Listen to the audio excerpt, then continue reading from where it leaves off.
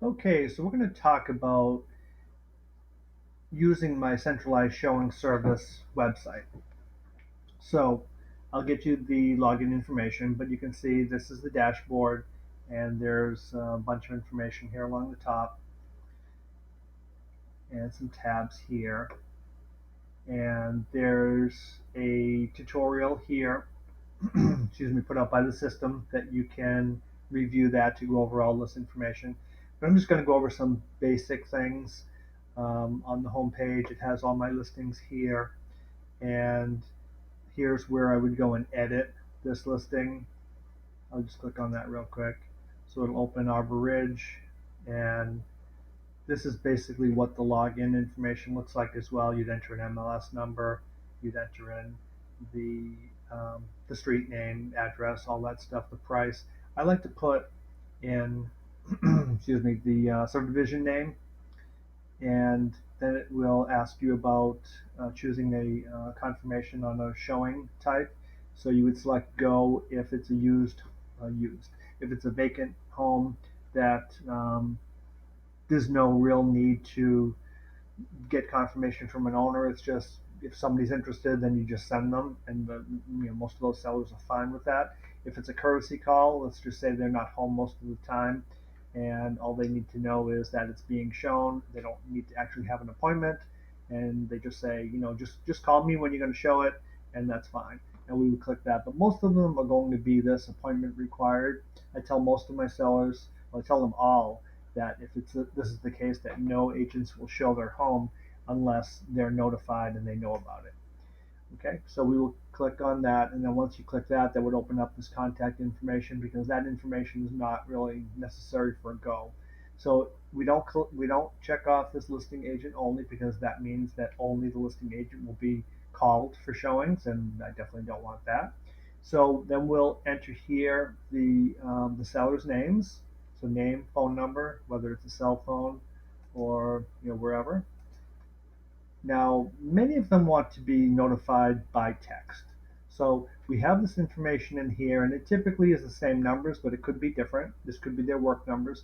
But if they want to be notified by text, we put that here. So they're going to call phone number one first, obviously. And if they don't get a response, then they'll text the second number. And then if they don't get a response, they'll make the phone calls. So typically, this is what works best. And then here we'll enter if we have a lockbox on the home, yes, no, Supra, combo, whatever it may be. So we don't really need to worry about some of these other things. If there's a gate code, naturally we would put that here. We're not going to really use garage codes. If there's pets, we put that here. Any pet detail, friendly dog.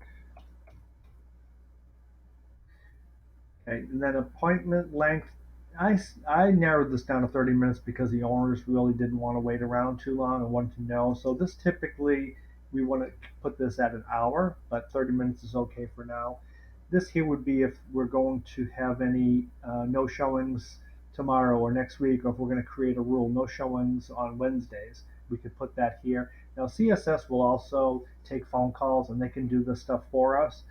I don't care about this overlapping appointments. I actually like that, because if two agents are there at the same time, that can create some competition. So I'm okay with that. We check off these that centralized showing schedules appraisals and inspections, because once it goes pending, there's not a lot of calls that come in, and they won't schedule an appointment if the home is showing as pending. They'll tell the agent that it's pending, but it could be an appraiser or a home inspector. So we allow them to be able to continue to do that. This would be any special instructions I want the centralized showing to know about. That'd be private to them. This would be any instructions I want centralized showing to tell the agent. So this says the alarm might not be activated. If you hear the beeping, press the unlock, and it tells you what the unlock symbol looks like. So you have all those things there. Okay, so in addition to that, you would have hit save at the bottom. Well, actually, let's hit save because it did change something. So we're gonna hit save, and then we would go to the second line here for seller information. So we definitely want to, in fact, actually, when you save it for the first time, it'll tell you that you're done, but there'll be another option to add or edit information. So you'll want to add and edit. And then what we're going to do is we're going to come over here on that second tab and we're going to add in the seller's email address. So we add Nicole first, or whichever one is first, and then we're going to select this one here. We want them to get the feedback email right away, and then we want to give them a report, and this will come out every Monday. That's how I have it set up. They will get a report every Monday morning. So typically it only has one place here for an email, but you can go down here and select add more, and then you can add that second one. So I do like to have the husband and wife both get their own independent emails because it's kind of good. They're both maybe working in different places or whatever, and they want that email as soon as possible. So I set them both up with this. I don't set up a seller login because there's no real need for them to get in here and play around with it or change their settings or anything. They can call us or they can call Centralized Showing if they need to do anything like that. So we definitely check this out off that we want them to get that feedback right away. If this is unchecked, then it means we can kind of look at it before they get it so we're not offending the seller. But I'm not all about that. I want the truth to be told, and if there's something wrong with the house, we want the seller to know about it, and it's an honesty statement from the agent. So the other tab here is resources and pictures. So we definitely want to add a picture because when this is emailed to an agent, many times they've seen 5 homes. They can't remember which one, 10902 Arbor Ridge was, but once they see the picture, like, oh, okay, I do remember which one that was. And so we browse and upload that.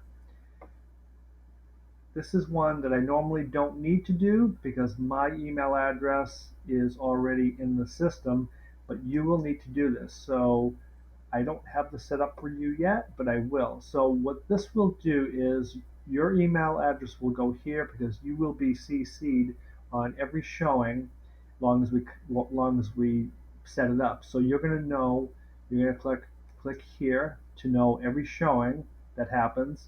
You're going to want to get the feedback every time it happens. I don't think you need a daily or a weekly report because you can go and check those yourself. So I'll just deselect those for now until I can add your email address. Everything else is already all set up. I already have the feedback all set up in the system. The summary, you can look at this just to see. No, we don't need to look at it. You can look at it just to see if everything that you did is correct.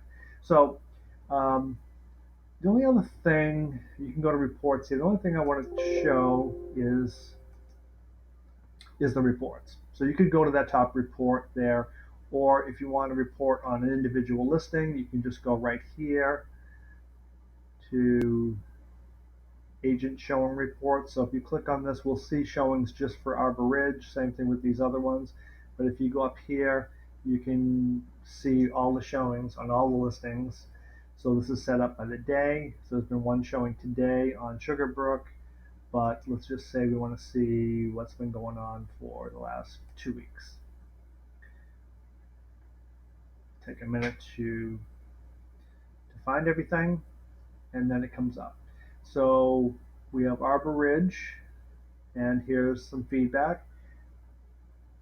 Here's one that does not have feedback. So these 3 or 4 are Arbor Ridge. Then you've got Sugarbrook has these 2. Parapet has these, whatever, 7 or 8 on Parapet. So you can see some have feedback reports filled out, some do not. So I need to get better at getting these all full with feedback.